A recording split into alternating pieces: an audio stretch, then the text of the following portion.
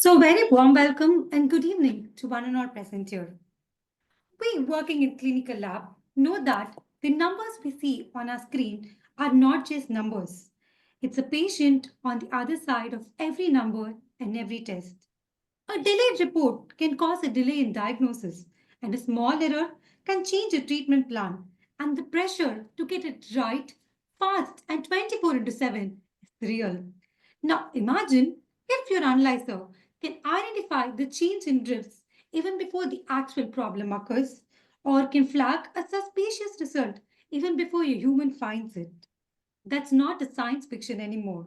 That is exactly what AI in lab is doing currently and transforming millions of lives and a perspective on how we see the healthcare, laboratory, and each and everything. AI is constantly learning from millions of patterns and working around the clock without any fatigue.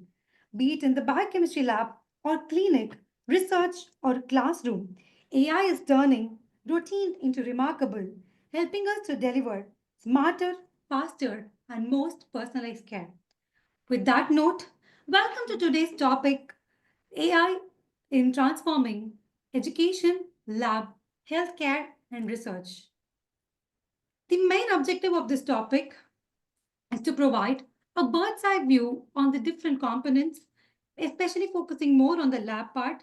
Other things will be research, healthcare, and education. The contents of today's presentation are to know what is artificial intelligence per se, the role of AI in laboratory,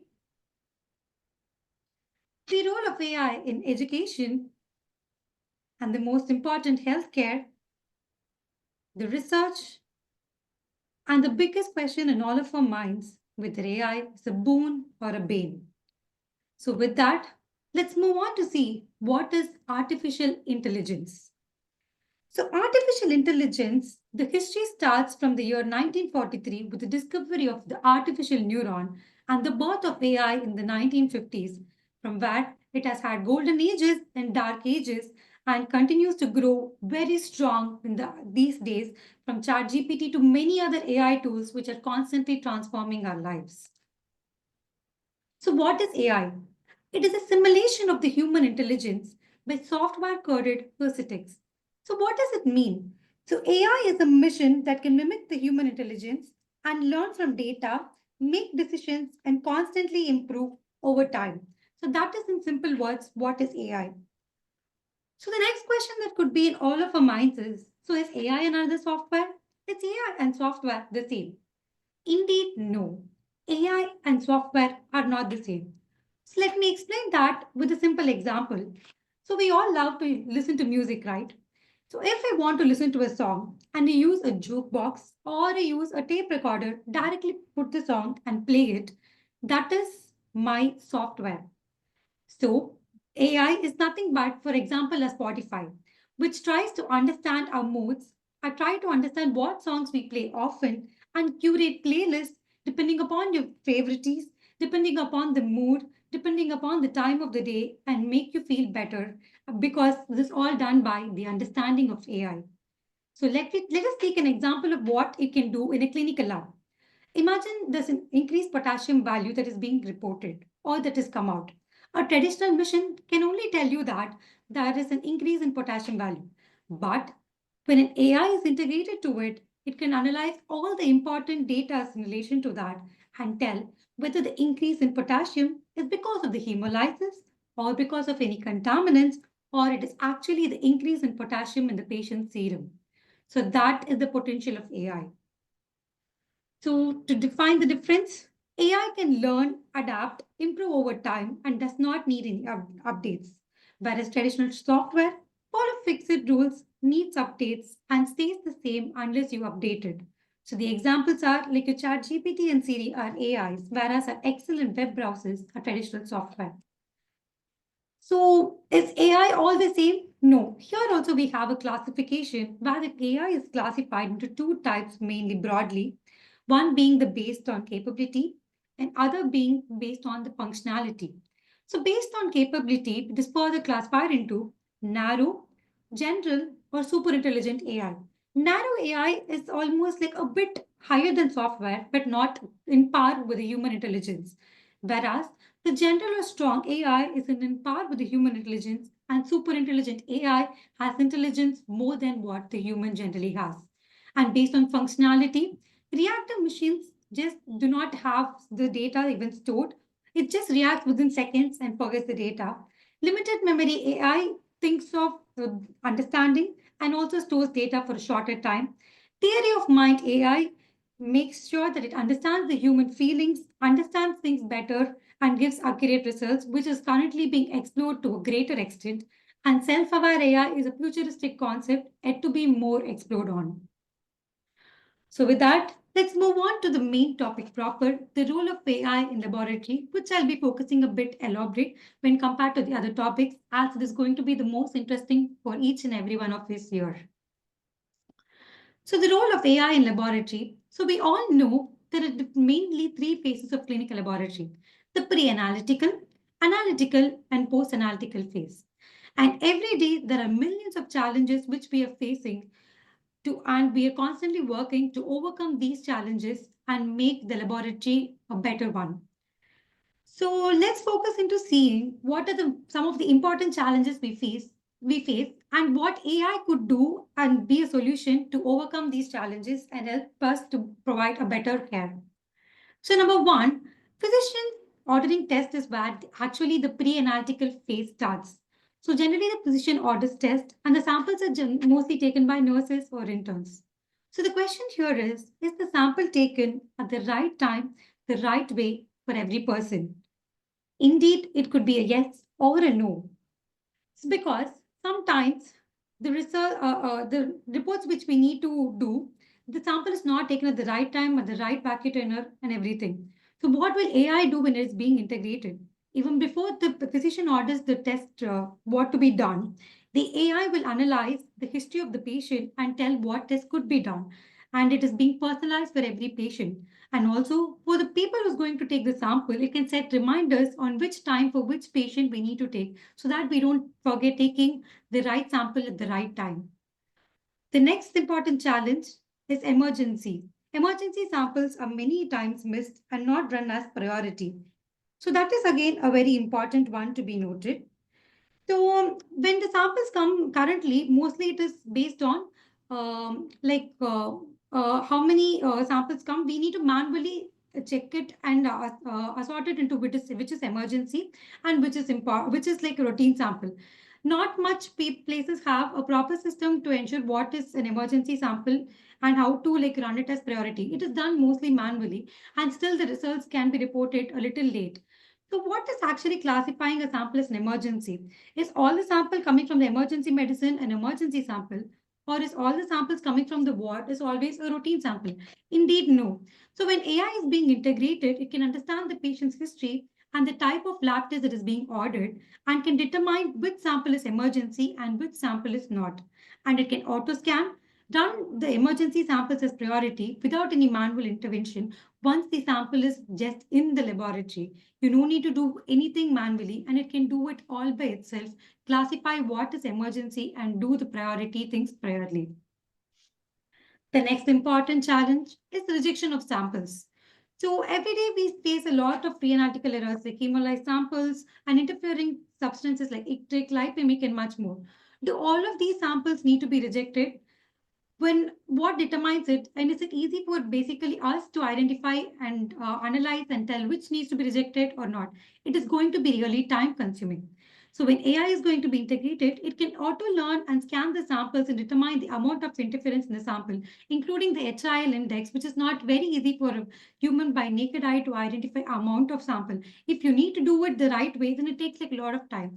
When AI is going to be integrated, based on its learning, it in seconds identify what is the error, what is the interfering substance, does the sample need to be rejected or can it be run? And based on the all comparison of all the data, it can analyze and identify what needs to be done. Moving on to the analytical phase, QC and calibration are the bread and butter of analytical phases. So the question here is we do a traditional QC, which is manual, right? So it is done either periodically or based on the number of samples.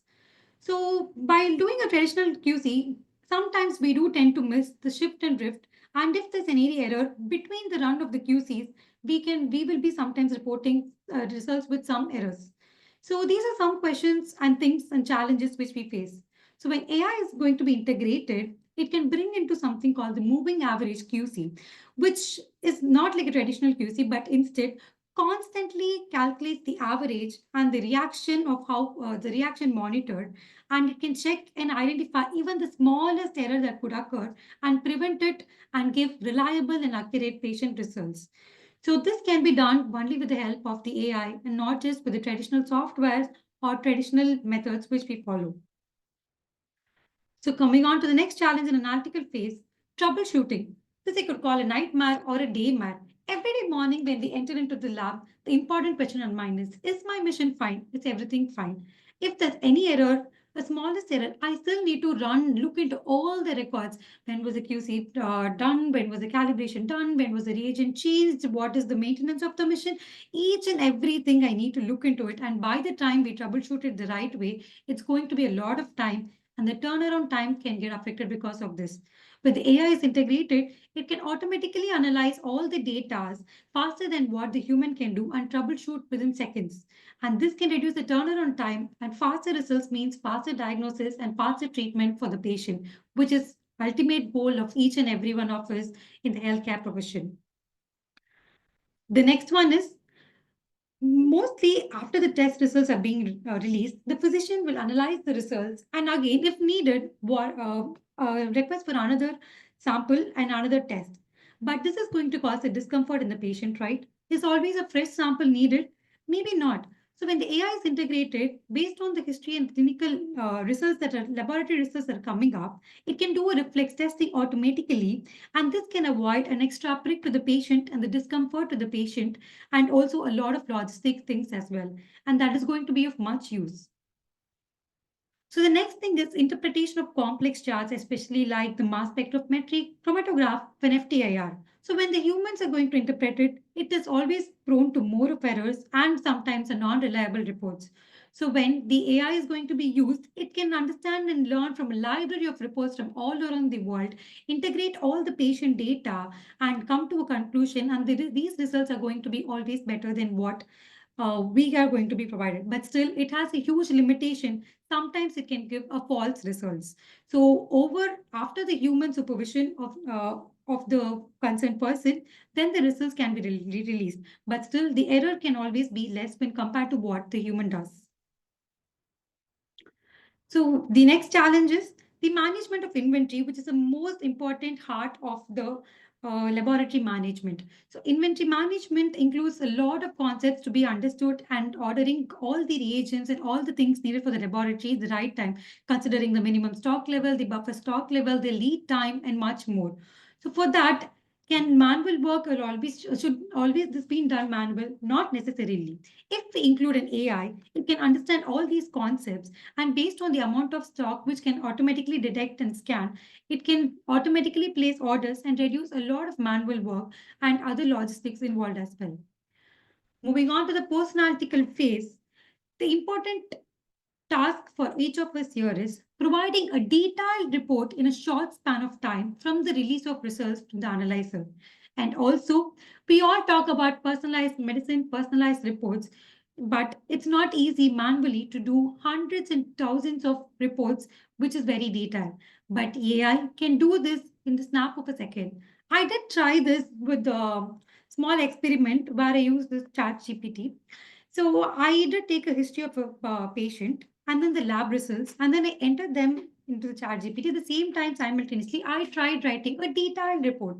For me, for a proper detailed report to be written, it took me about 15-20 minutes minimum. But whereas AI gave it in just few seconds, and those reports were in par with what I wrote. But these reports can obviously not be released the moment it's being generated. It needs a supervision by the professional who is expert in this field, and then can be released. But still, it can reduce the workload of writing from the basics. Changing something is easier than from starting from scratch. And maybe that is the biggest advantage of using AI in this. And it can also take into consideration the biological variations and other things of the patient because it is integrating all the data. Moving on to the one of the last challenges. So as I said, personalized medicine is the important thing which we are focusing currently. Early diagnosis, treatment, and understanding complex pattern of disease. So this is going to be very easy when you're going to be integrating the AI because it is capable of doing each of these in seconds. So for each of these phases, pre-analytical, analytical, and post-analytical, there are a lot and lot of AI tools that have been constantly developed, and some of them are mostly in use, including what I've displayed. I would like to show you two videos of some interesting things which made me too much into it and find more about it. Maybe you might also find it interesting.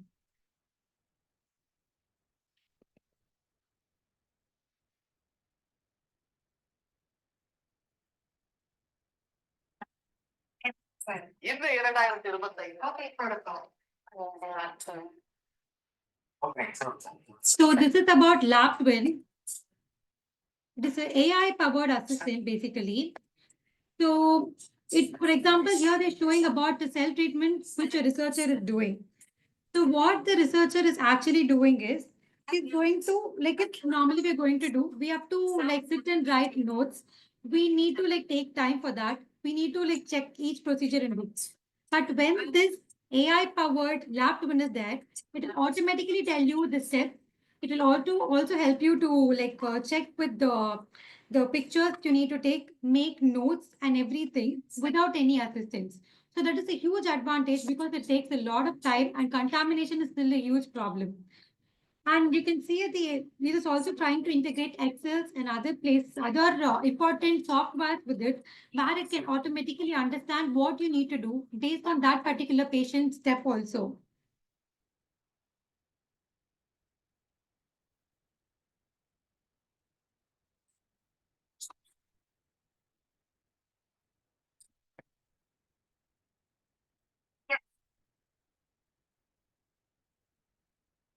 Best thing of the day is knowing that. So when after the process, when the researcher is back, everything is ready in a document form, which is most important. Most of us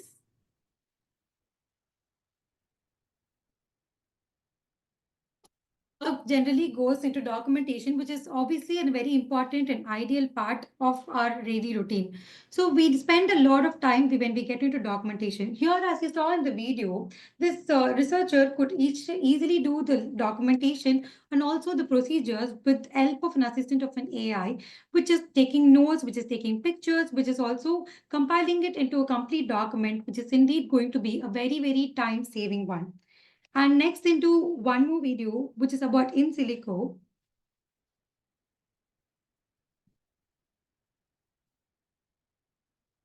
My friend. My friend. Learn silico. Automated lab has now. Silico supports these has welcome to the silico. Has now launched the integration of human to achieve smooth and style efficiency functions and results for the small cell function on the H3 screen. Next generation is sensors, neutrals, and genomic mouse function to each symptoms and yes, lab is implemented Currently, actually, there are like very, very few technicians who are there.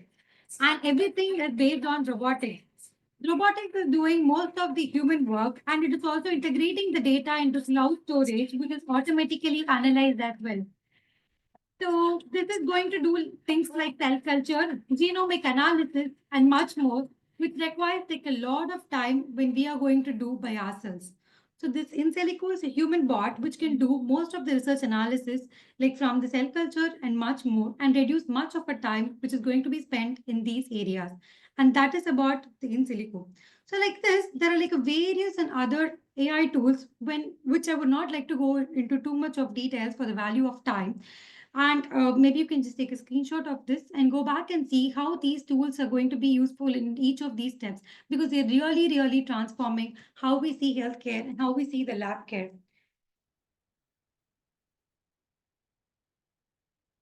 So this is one more interesting thing which I found that is called intelligent toilets. Maybe if any of you have been to Japan, maybe you would have seen this. Intelligent toilets is now currently there in Japan. What it does is when you're going to use the washroom, it will automatically sense and do urine analysis, urine flowmetry, Bristol stool analysis, stress analysis, and much more, and gives a comprehensive full report within the time you use the washroom and come out on all the data of which it could do with just the urine and the stool analysis.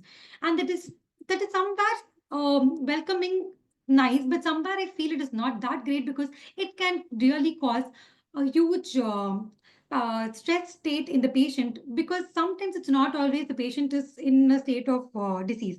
It could be just that particular time the patient is having some issue, but when the reports are going to be not right or going to be erroneous, it's obviously going to create a tension in the patient.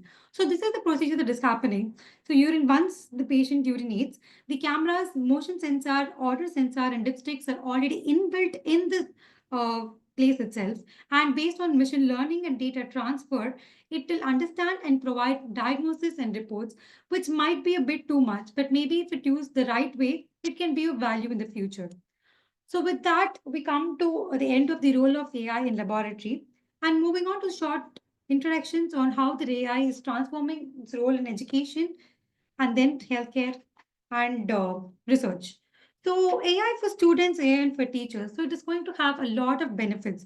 For example, in students, from smart note taking, personalized learning, quick answers to the questions in minds, organized learning, and AI powered tutors. AI is taking its place in every possible way.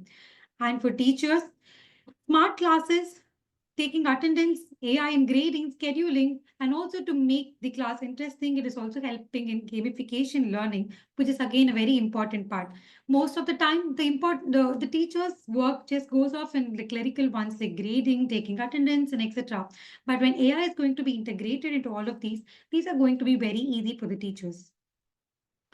So let me explain the role of AI in education with another small example. So this is Bloom's taxonomy, which all of us mostly know.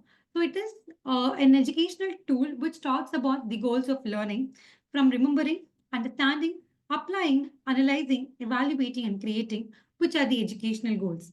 To achieve this, traditional lectures might not be sufficient because they only contribute to 5% of the retention time. We need to have audio, visuals, demonstrations, discussions, and much more.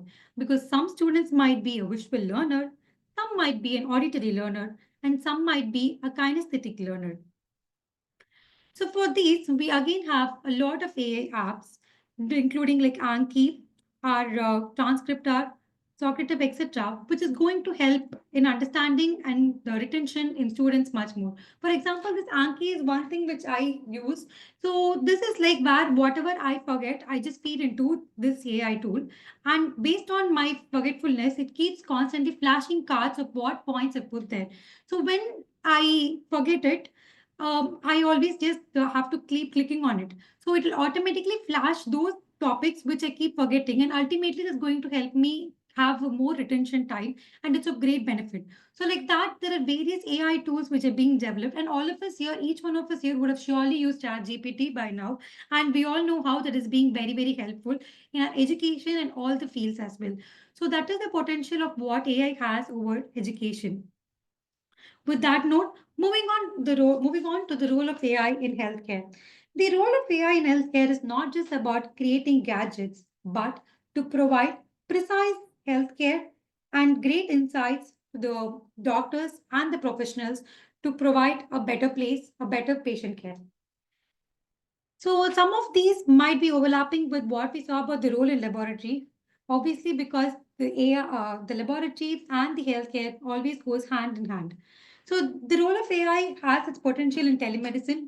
Personalized medicine can be a partner of the doctor and tell us what to do and when to do because it's always with us. And also liquid biopsies and much more is still being evolved. And similarly, these are some of the tools which are available and being developed, which are much more helpful in our daily lives. But I would like to show two interesting things that just caught my eyes. Once again, one is about the Doctor Pod by the company Forward, and next is about the clinics on cloud, which is currently present in India. So first, let's see about this Doctor Pod. This It's not a doctor's office.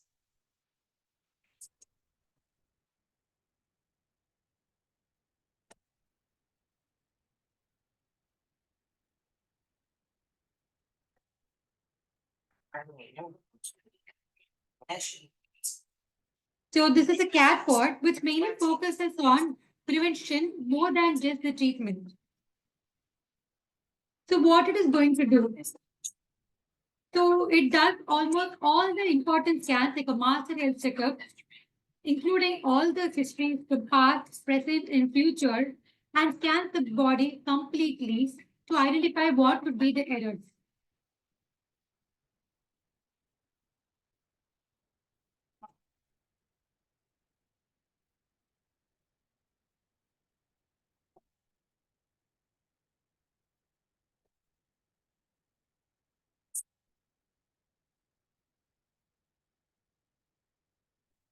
So this is the biometric monitor, which you can use at home and can automatically tell whenever you have any risk.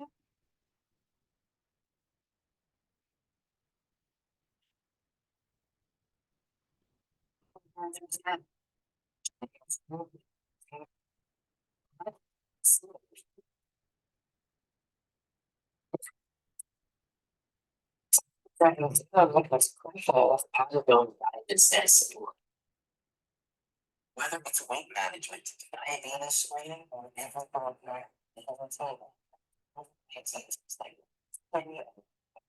there's something for it. That's not just about soul.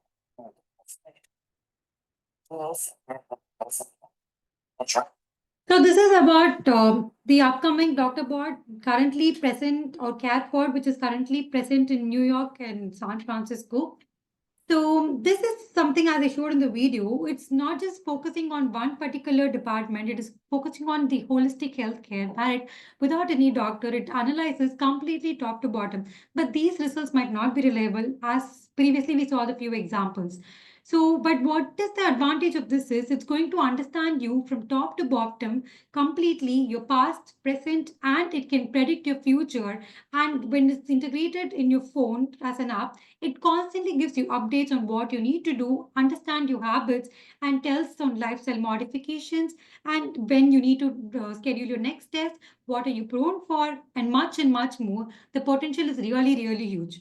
Similar to that one, interestingly, in India, our country, we have something called Clinics on Cloud, which is present currently in various states from north to south. So this is similar to the POTS which we saw before, which can give instant reports, maintain records, and it is electricity independent.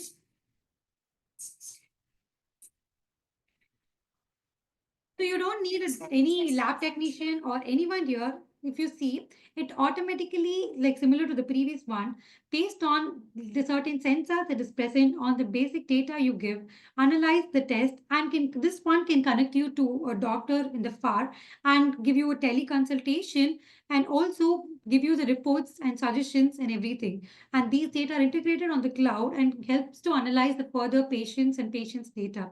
So this is currently installed in various states of our country, and this could be of great potential, especially when it comes to telemedicine, because rural healthcare is another thing which in our country we focus on, providing healthcare to everyone at the right time. So this could be of great help for that. So this is about what the AI could do in healthcare. Though the potential is much more, I'm limiting it to a few examples.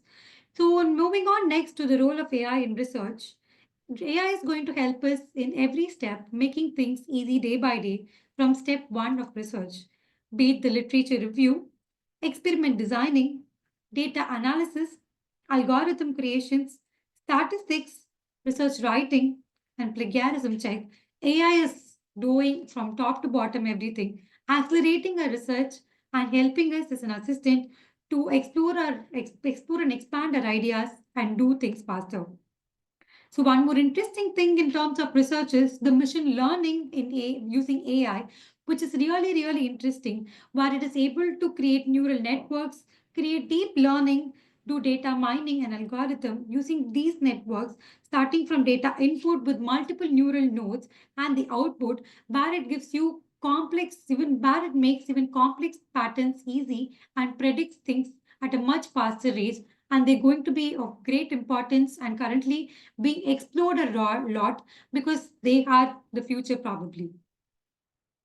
So here again, you have different, AI tools which are going to be helpful in fastening and helping and assisting you in writing your research or doing a literature mining and much more because we have a lot of ideas, but we might not have all the time to do all the research. But when we are going to integrate them with these AI tools, it's going to expand the potential a lot, and we will be able to do much more than what we think. So, moving on to the last part, whether AI is a boon or a bane. That's $1 million question, which is there even in my mind. And it's still a huge confusion whether AI is going to be a boon or a bane.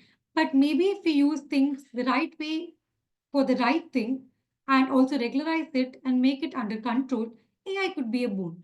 But if it is uncontrolled, it could be a bane.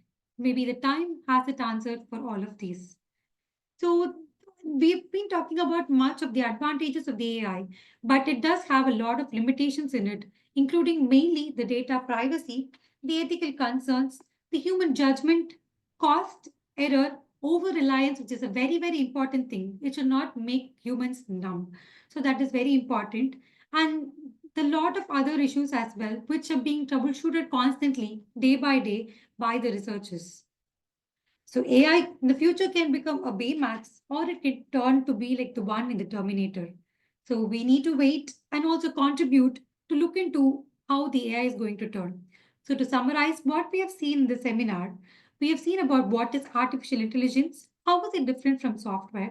We saw the most important role of AI in lab in all the phases, pre-analytical, analytical, and post-analytical. Then we moved on to look about the role of AI in education, healthcare, and research, where I quoted some important examples which can help us understand how AI is important and also various tools which we can go back and look into and use in our daily practices of healthcare, research, education, and lab and make things easier and do a lot because AI has a huge potential. We also saw whether AI is a boon or a bane, which question I just leave it up to you because the answer is what you feel. With that, I would like to conclude by saying that in lab, accuracy is not just a need, it is a responsibility. And AI is becoming a quiet partner that strengthens this responsibility. It not just automates tasks, but it augments them and reduces the turnaround time, and it is helping us to shift from a reactive to predictive healthcare. We being the lab and healthcare professionals, researchers and educators, we are at a turning point where AI is not just replacing us, but it is currently amplifying us. Because in the end, it is not about the smart missions. It is about the safer, accurate, precise, faster, yearly, and personalized healthcare that all matters. One intelligent decision at a time. Thank you so much for your attention and patient listening. Thank you. Wow. Wow. That was something which I heard right now. I'm thoroughly impressed with it. I'm really thoroughly impressed with it. Before I give the chances for the judges to ask questions, I just wanted to make a small comment about AI. And that was that when AI was coming into the market, the aim of it was that it was supposed to do the cooking and the laundry so that I could spend my time on arts and literature and science. But the way things are going, AI is going to take up all the art, literature, and science and will leave us to do only the laundry and the hard, dirty work. Anyway, with that on a lighter note, I would open up this presentation to Dr. Rajiv to ask the candidate anything. Dr. Santhossani, first of all, congratulations for a very nice and detailed presentation. Thank you, sir. And your presentation actually matched the theme, artificial intelligence. Thank you, sir. So just a few quick questions for you. What is the basic definition of intelligence? What is intelligence, sir? Yeah. It is the ability to understand and interpret things, sir. So I would call that is intelligence, sir. It is the ability to like understand and apply knowledge and skills. It is like, for example, learning from experience, solving problems. Maybe that are things which I You would like to. presented that Bloomberg's taxonomy, na? Sorry, sir. You presented a Yes, sir. I presented diagram. Bloom's taxonomy. Yes, sir. I Yes. presented Bloom. So what was intelligence in that? The top of the pyramid. It is, sir. Ability to identify new patterns. Yes, sir. Intelligence. Okay. Any practical experience of AI being used in healthcare that you might have seen around you? AI in healthcare, one thing, sir. This health ATMs is one thing which I actually found in during this our Maha Kumbh Mela, I suppose. That time, that is where I actually found that this health ATMs are actually existing in India, because people were like since the maybe this since it's upcoming one. That is where I saw, and much people were benefited because tests were done in seconds and of much use for diagnosis as well. So that is one real example where I saw. And one more thing, lab care, as I said, it was a curious thing which in my mind, like if being laboratory personnel, we always have the, I mean, goal of providing a detailed, elaborate results, which will be much of use to the clinician and the patient care. So I wanted to, if like a pathologist is doing a biopsy, if a biochemist can give a detailed report, for example, a patient is coming up with maybe a case of liver disease, if I can give a detailed report, including like the different criterias and scores based on clinical history, that's going to be of much use and save a lot of time and yearly patient care. So I did do an experiment like with the chat GPT itself. I just took a history of a patient in my hospital, and then I tried to like based on the history provide a detailed report. It did take me like a lot of time, but when I did gave it to the chat GPT, it took like within seconds, and it was almost fully accurate to what I also tried preparing, sir. So this is where I really felt the potential of AI is so huge, and I started exploring more, and that is one of the important reasons why I wanted to present it today here, sir. Okay. Just I like to add one more example to this. That you know that radiologists are in short supply, especially in the rural areas. So the Yes, sir. government has now provided AI-enabled radiology machines at a lot of public health centers, Oh, where that's great. automatically a digital X-ray is done, and the report is generated by the AI whether this is a tubercular lesion or not, so that the treatment can be started. Because in the new guideline, the treatment is radiology based. Yes, sir. So that is one thing which is being applied in India in almost all the states now. So That's great, sir. sure Thanks. AI will definitely, help in providing healthcare to those areas where doctors are not available right now. Yes, sir. Good presentation. Thank you. Thank you so much, sir. Dr. Singh, madam, would you like to ask the Good evening, sir. First of all, I would really like to thank you and Dr. Amit for giving me this chance to judge this session, interesting session. And I would like to congratulate Dr. Santhossani for such an, commendable presentation on Thank such an upcoming, and I would say, it's a very upcoming topic, but we all need to explore it a little more, right? So Yes. first of all, I would like to mention what were the good points about your presentation. It was a very practical presentation, Dr. Santosini. You have practical examples, you have explained them really well. I'm really impressed by the way you incorporated especially that part in lab. So I am interested in lab diagnostics more, right? So the way you incorporated the pre-analytical part, analytical and post-analytical, giving various practical examples. So that was the very good point. But Thank you. on the same note, I would request you to, give some points in your PPTs if possible from the future in future, because frankly speaking, I was just jotting down for giving. So Okay. it would be really wonderful if you can jot down some important points in your PPT as well. So it will be. Sure, ma'am. Secondly, I would like to say that I have a lot of from your presentation. So that is the second strength of your presentation. Thank And you, ma'am. on improvement note, I would like to say the one thing I mentioned, slides, you can a little, incorporate a little more slides. You were explaining so well, but if they're visible also, then it will, create a lot of impact. And Sure, ma'am. secondly, some of the videos were not that clear. I think pata nahi wo mere usme crunch I don't know, but some of the videos were not that clear to me. So that is the second point. And lastly, I would, as Dr. Rajiv sir has asked, I would like you to ask from which institute, Dr. Santhossini? You're from which institute? Which college? I'm from Jipmer, ma'am. Okay. So in Jipmer, can you give me one example how AI is being used in your lab, or in any ways it is being helpful in Jipmer, if it is any? Currently, I have not seen AI being used anywhere. So that, as I said earlier, that's where like it kindled me, because we can do a lot of things using AI. Maybe we're currently focusing on these auto authorizations and etc. So that when integrated with AI, as I said, it could be of great potential, ma'am. Yes, it has. And it was a great presentation. Thank you. Thank you, sir. Thank you so much, ma'am. Uh, Madam, it was a very good, crisp, neat presentation covering up all the aspects, making us think about it. Thank you. Surely, this concept of whether AI is a boon or a bane is a very good debatable topic, and it's kind of inspired me to think about it and host it in this very same platform, whether AI is actually a boon or a bane. Thank you, A sir. few things which is a bit scary. We are all blindly running into the concept of auto verification without really understanding the nitty-gritties of how the computer is thinking, and that is liable to sink us.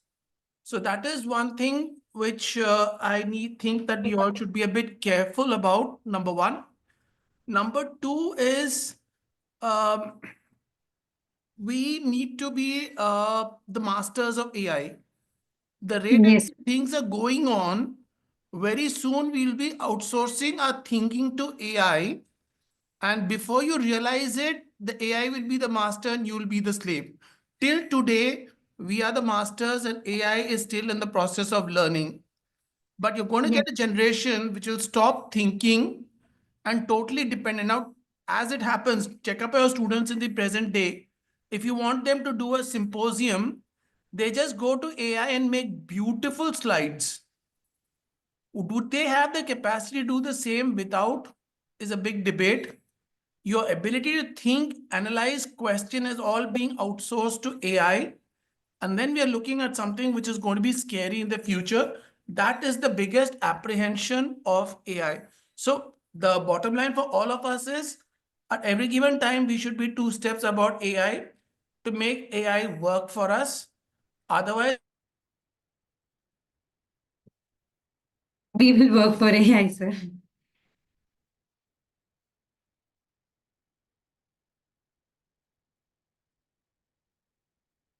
Sir, am I audible? Yes, you are audible, but I think Dr. Har's connection is lost. Yes, sir.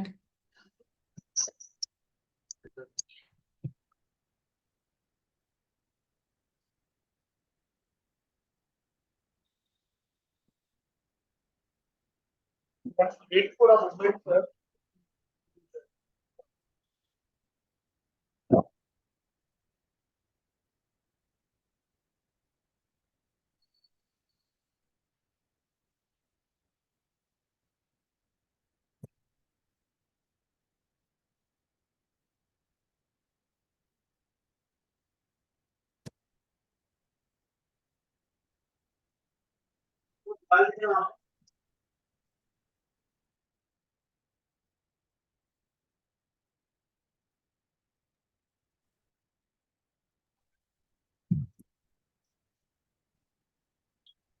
Hello, sir. Am I audible? Sir, am I audible? Yes, Amit. Yes, sir. So I think there is some problem with sir's connection. So lastly, as sir was saying that AI can overtake the humans. So let's see what will happen, because it's a all messy game, because the person who really masters the AI will rule everyone and everything. It's all up to how the persons will take it. It's like the nuclear bomb or nuclear energy, how a country takes it, how a country uses it. So we can, sir, end this presentation because nice presentation. Santhossani. We learned a lot from you. Thank you so much. And here we are ending this session. Thank you, Rajiv sir. Thank you, Artina. Thank you so much for Thank judging and for honoring us for honoring this session. Thank you, everyone. Thank you so much for your patient for hearing. Thank you. Thank you so much, sir, for giving me this opportunity. I would like to thank Arun sir, Suhas sir, Kinjal sir, and Niranjan sir, and all the members of ACCLMP for supporting me and helping me do this. Thank you so much. And also the judges for your the encouragement and also the inputs. I'll surely do better in my upcoming presentations. Thank you so much.